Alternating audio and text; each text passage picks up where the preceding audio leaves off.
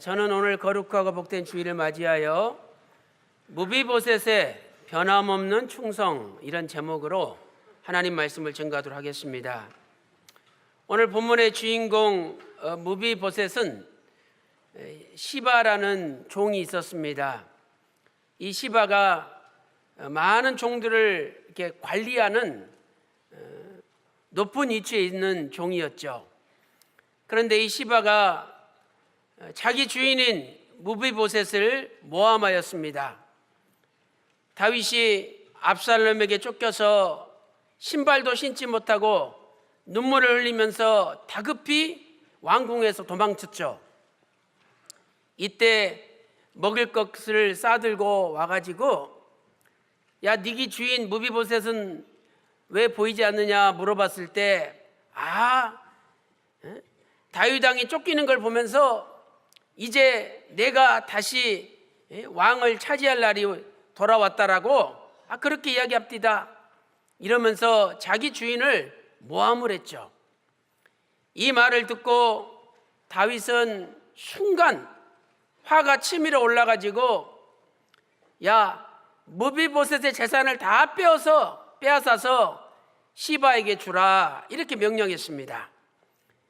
이 말씀이 사무엘하 16장 3절 4절에 기록되어 있죠. 사무엘하 16장 3절 4절에 기록되어 있습니다. 무비보셋은 순식간에 모든 재산을 다 뺏겨버렸어요. 아마 우리 같으면 어떻게 아무리 왕이라도 그렇게 할 수 있느냐 이러면서 다윗을 원망했을 것입니다. 그런데 놀랍게도 무비보셋은 모든 재산을 다 빼앗겼음에도 불구하고 끝까지 다윗에게 충성하였습니다.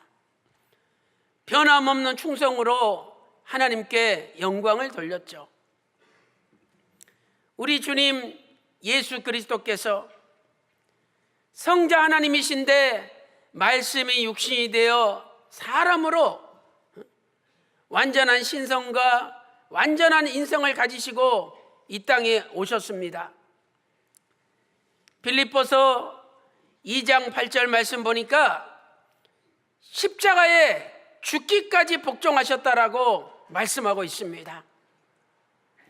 예수님께서는 본인이 십자가에 달려서 양손 양발에 못이 박히고 머리에 가시면류관을 쓰시며 온몸에 채찍에 맞아 피투성이가 되었음에도 불구하고 변함없이 하나님 아버지께 충성하고 구속 역사의 뜻을 받들었습니다.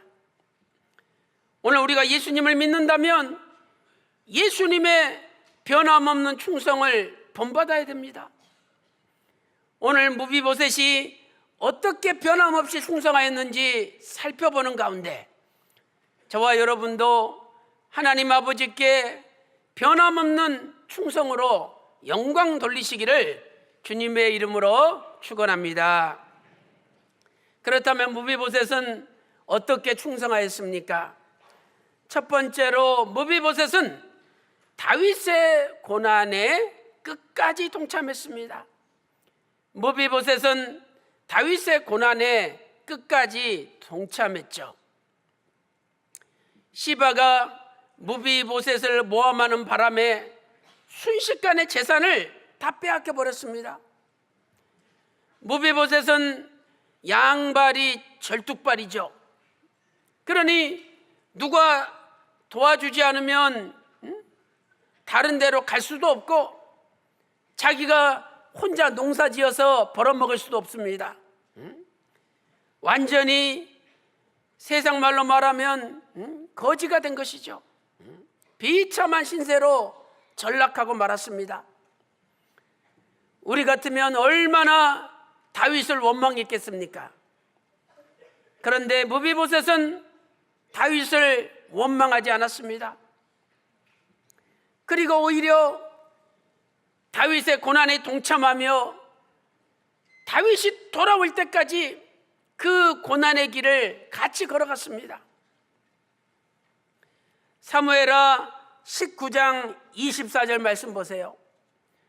사무엘하 19장 24절 말씀 보니까 발에 맵시를 내지 아니하였고 수염을 깎지 않고 옷을 빨지 않았다.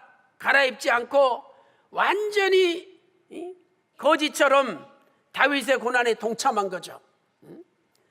내가 섬기는 왕이 왕궁에서 쫓겨나 길바닥에서 자는데 내가 어찌 편히 먹고 마시고 잘 수 있느냐. 그래서 아무것도 하지 않고 다윗의 고난에 동참했던 것입니다. 참으로 무비보셋은 변함없는 충성을 보여줬던 것이죠. 오늘날 예수님께서는 우리의 만왕의 왕이시요 만주의 주가 되십니다. 요한계시록 17장 14절, 요한계시록 19장 16절, 17장 14절과 19장 16절 보니까 예수님이 만왕의 왕이시잖아요. 그렇다면 우리도 내가 볼 때 내 생각에 예수님께서 나를 부당하게 처우하시고 모함을 받는데도 나를 알아주지 않으시고 내뺏기에 친다고 할 때, 그때도 내가 변함없이 예수님을 믿고 예수님 앞에 충성할 수 있는지 우리는 스스로 내 자신을 돌아봐야 됩니다. 무비보셋이 다윗의 고난에 동참한 것처럼 우리는 예수 그리스도의 고난에 동참해야 되죠. 우리가 어떻게 예수님의 고난에 동참할 수 있습니까? 사도 바울은 골로새서 1장 24절에서 이렇게 고백합니다. 예수 그리스도의 남은 고난을 너희를 위하여, 교회를 위하여 내 육체에 채우노라. 예수님의 남은 고난이 있는데 그 남은 고난을 교회를 위해서 내 육체에 채운다라고 사도 바울은 고백하였습니다. 우리가 교회에 충성하는 것이 바로 예수님의 고난에 동참하는 것입니다. 바라옵기는 저와 여러분도 신앙생활하면서 어려움을 당하고 부당한 대우를 받고 심지어는 모함을 받는다 할지라도 변함없이 끝까지 하나님 앞에 충성함으로 하나님께 인정받는 진정한 주의 종들이 되시기를 주님의 이름으로 축원합니다. 두 번째, 무비보셋은 모든 결정을 다윗에게 맡겼습니다. 무비보셋은 모든 결정을 다윗에게 맡겼습니다. 사무엘하 19장 25절에 다윗이 이렇게 말합니다. 무비보셋이여 어찌하여 네가 내게 나아왔느냐. 다윗은 불쾌한 어투로 이야기를 했습니다. 어찌하여 너 나한테 왔느냐. 다윗은 무비보셋이 자신을 배반하고 다시 사울의 나라를 만들려고 한다는 오해를 하였습니다. 그래서 불쾌한 어투로 네가 어찌하여 나한테 나왔느냐 이렇게 물었습니다. 그때 무비보셋은 사무엘하 19장 26절에서 자기가 다윗을 따라가려고 했는데 저 시바가 나를 속였다라고 정확하게 사실을 이야기했습니다. 또한 사무엘하 19장 27절에서 심지어는 시바가 자기를 참소하기까지 하였다라고 이야기를 했습니다. 실로 무비보셋의 오해받은 것, 무비보셋이 모함받은 것이 다 해결되는 순간이죠.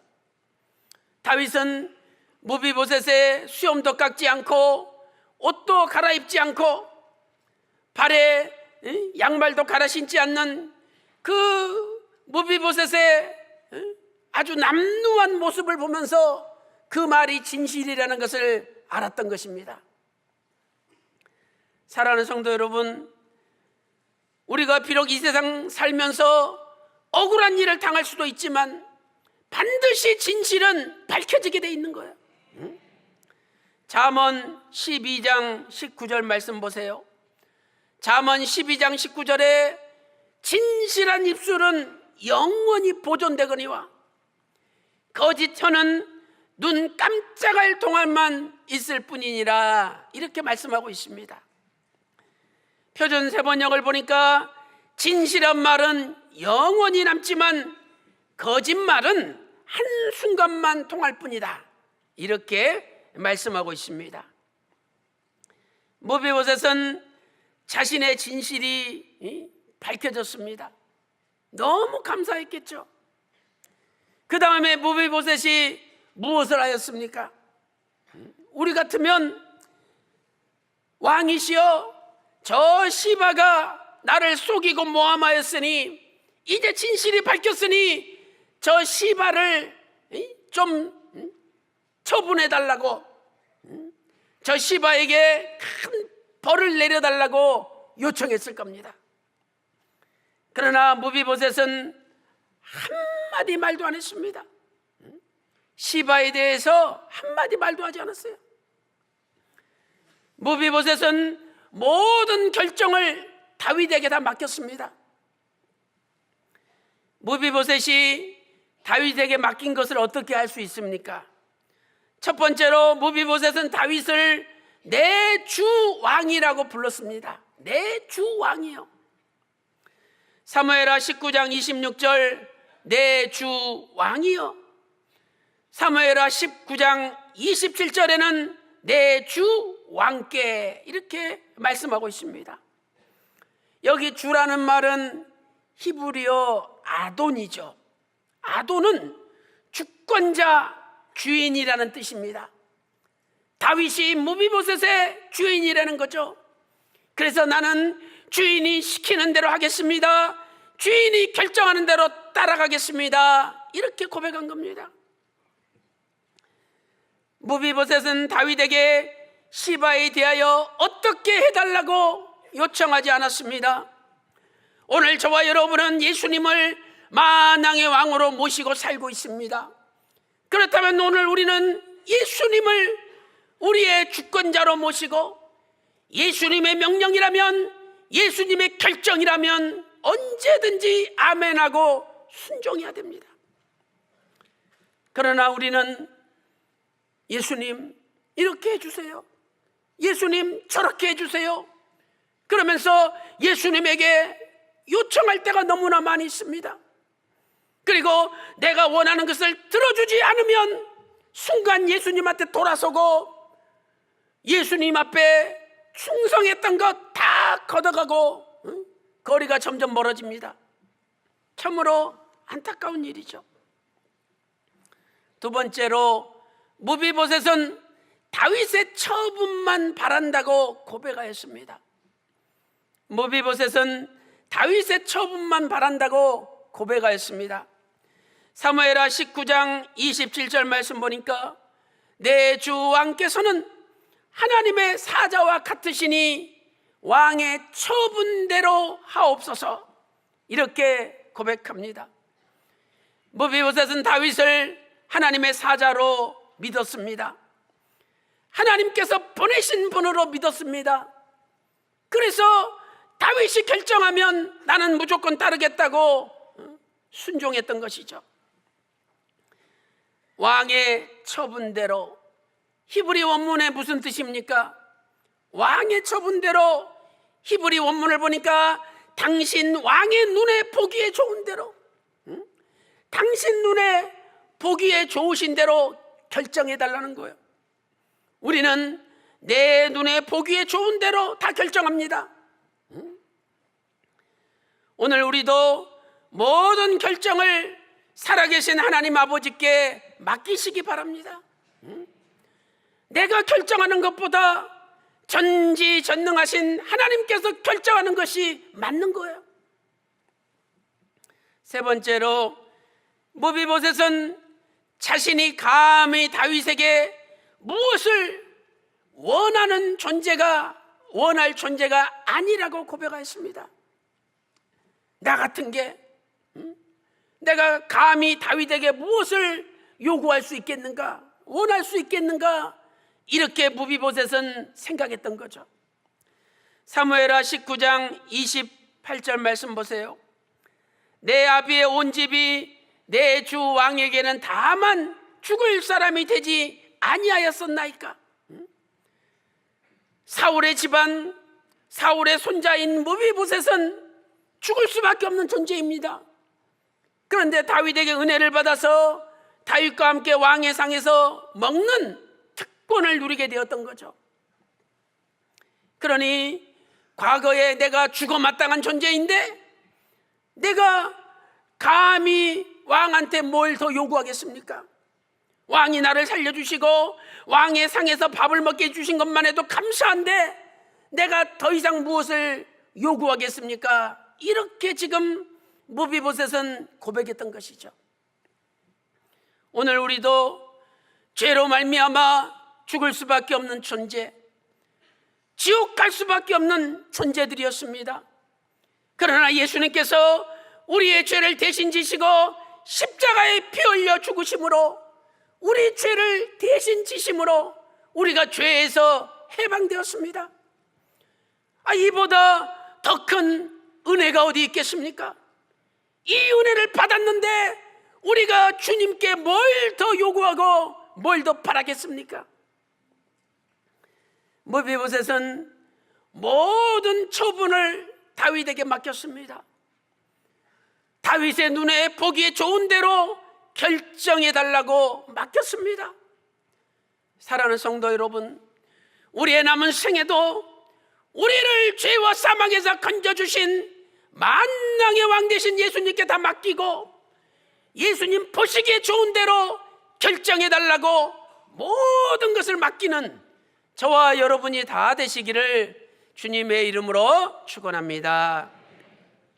세 번째, 무비보셋은 다윗의 결정에 진심으로 순복하였습니다. 무비보셋은 다윗의 결정에 진심으로 순종하였죠. 다윗은 시바가 무비보셋을 모함한 것을 알았습니다. 그리고 다윗은 뜻밖의 결정을 합니다. 사무엘하 19장 29절 말씀 보세요. 다윗은 야, 너는 시바와 밭을 나누라, 이렇게 결정을 합니다. 우리가 볼 때에 이 결정은 이해할 수 없는 결정이요 의아스러운 결정입니다. 원래 모든 재산이 무비보셋 것이었습니다. 시바가 무비보셋을 모함해서 재산을 다 뺏었죠. 이제 모함이 다 밝혀졌으면 그 재산을 무비보셋에게 100% 다 돌려주는 것이 원칙 아닙니까? 그런데 놀랍게도 다윗은 예를 들어서 100이라면 50은 무비보셋 가지고 50은 시바 가져라, 이러면서 반반씩 나눴던 거죠. 첫 번째, 왜 다윗은 재산을 반반씩 나누라고 하였을까요? 공의롭지 못하잖아요. 합리적이지 않잖아요. 우리가 볼 때는. 지금 다윗은 압살롬에게 쫓겨서 왕궁에서 쫓겨나 도망가다가 다시 압살롬이 죽는 바람에 고향으로 궁궐로 돌아오는 길입니다. 지금 다윗의 왕권이 불안합니다. 그런데 저 시바의 재산을 다 뺏어가지고 무비보셋 주면 시바가 다윗에게 반대할 수도 있습니다. 그래서 지금 시바는 자기 아들 15명, 종들 20명뿐만 아니라 많은 권속을 거느리고 자기 세를 과시하면서 다윗에게 나아왔지 않습니까? 다윗이 볼 때 저 시바를 완전히 내팽개치면 분명히 다윗에게 도전하고 다윗이 다시 왕궁에 돌아가는 일에 있어서 걸림돌이 될 거라고 생각한 겁니다. 그래서 다윗은 그 일이 공의롭지 못하는 일이지 알면서도 더 대업을 이루기 위하여 더 멀리 보며 국가의 평화와 안정을 위하여 어쩔 수 없이 반을 나눠서 시바에게 나눠줬던 거죠. 다윗은 시바까지도 품고 그가 회개하고 용서하기를 원하셨던 것입니다. 이것이 바로 예수님의 마음입니다. 오늘 우리가 비록 시바와 같이 죄를 지었다 할지라도, 아니 우리 주변에 시바와 같은 사람이 있다고 할지라도, 예수님께서는 그분까지도 가슴에 품고 회개하며 돌아오는 그날이 도래하기를 원하고 계십니다. 에베소서 4장 32절에 서로 인자하고 서로 불쌍히 여기며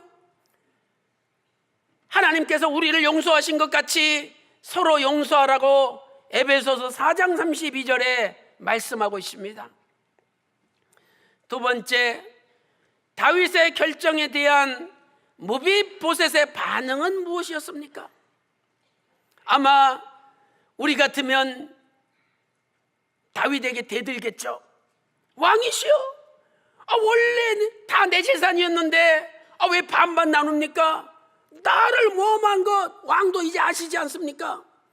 이러면서 공의롭지 못하다고 다윗에게 대들고 다윗에게 항의하였을 것입니다. 그런데 무비보셋 보세요. 한마디 항의하지 않습니다. 그리고 오히려 이렇게 이야기를 합니다. 사무엘하 19장 30절 말씀 보세요.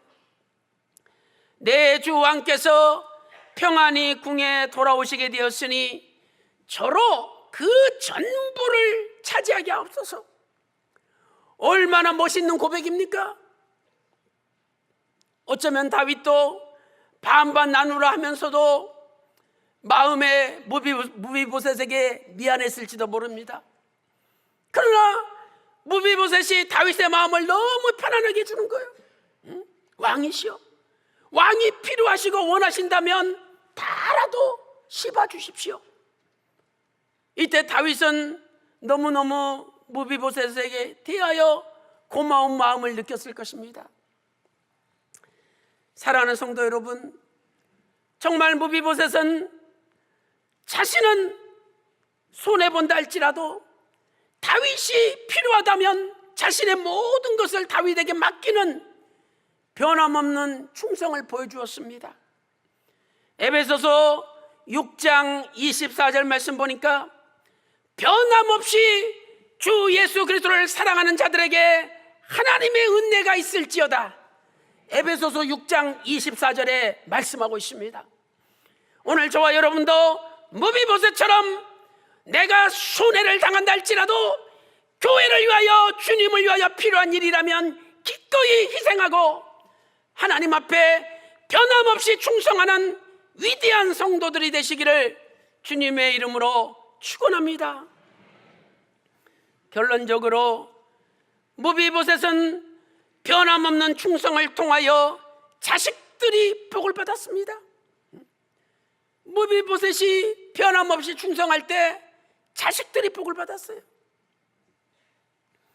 역대상 8장 34절 보면 무비보셋의 다른 이름이 나옵니다. 그 이름이 무리바알이죠. 역대상 8장 34절에 요나단의 아들은 무리바알이라, 무리바알이 미가를 낳았다라고 말씀하고 있죠. 그런데 사무엘하 9장 6절 보세요. 사무엘하 9장 6절에는 요나단의 아들이 무비보셋이라, 12절에 무비보셋의 아들이 미가라고 나와 있죠.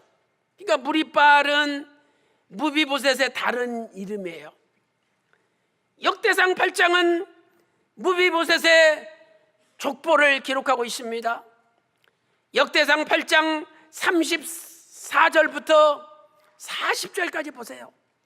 또한 우리가 지난 시간에 살펴보았지만 사울의 후손들 7명이 죽어야 되잖아요. 근데 그때 다윗이 무비보셋을 보호해 주었다고 무비보셋을 아꼈다고 성경은 말씀하고 있습니다.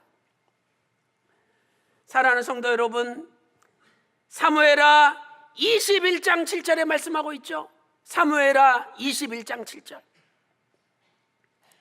잠언 28장 20절 말씀 보세요. 잠언 28장 20절에 충성된 자는 복을 받아도, 충성된 자는 반드시 복을 받는데요. 시편 101편 6절 말씀 보니까 내 눈이 이 땅의 충성된 자를 살펴 그와 함께 하겠다. 시편 101편 6절에 말씀하고 있습니다. 하나님께서 함께 하시는 집안은 반드시 번창하고 잘 될 수밖에 없는 거죠. 사랑하는 성도 여러분, 무비보셋은 재산을 반을 뺏겼습니다. 손해봤죠. 그렇건 손해가 아니었습니다. 오히려 다윗을 원망하지 않고 감수하면서 끝까지 충성했을 때 다윗이 무비보셋을 보호해주고 집안을 보호해주는 바람에 당대의 최고로 번창하는 집안이 되었습니다. 사랑하는 성도 여러분, 우리도 내가 손해를 보고 오해를 당하고 심지어는 모함을 받는다 할지라도 변함없이 끝까지 충성하면 하나님 아버지께서 우리 집안을 보호해 주시고 우리 자식들을 지켜주시고 우리 집안이 당대의 세계적으로 뛰어난 집안이 될 줄로 믿습니다. 요한계시록 2장 10절 하반절 말씀 보니까 죽도록 죽기까지 충성하라, 그리하면 생명의 멸관을 주시리라 약속하고 있죠. 상반절에 죽기까지가 뭡니까? 너희를 고난 가운데 던지고 감옥에 집어넣고 10일 동안 환난을 받는데요. 그 10일이 무슨 숫자 10이겠습니까? 완전한 고난을 받는다는 거죠.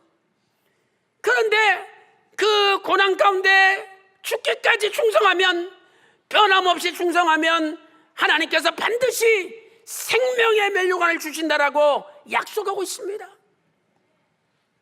사랑하는 성도 여러분, 오늘도 무비보셋이 자기보다 다윗을 먼저 생각하고 자기의 희생을 감수하면서 나라를 먼저 생각한 것처럼 오늘 저와 여러분도 나보다 주님을 먼저 생각하고 나보다 교회를 먼저 생각하고 나보다 우리 조국 대한민국을 먼저 생각함으로 무비보셋과 같은 변함없는 충성자들을 통해서 우리 조국 대한민국이 번영하고 우리 평강제일교회가 번영하며 하나님께서 그토록 원하시는 구속사의 완성이 앞당겨지시기를 주님의 이름으로 축원합니다.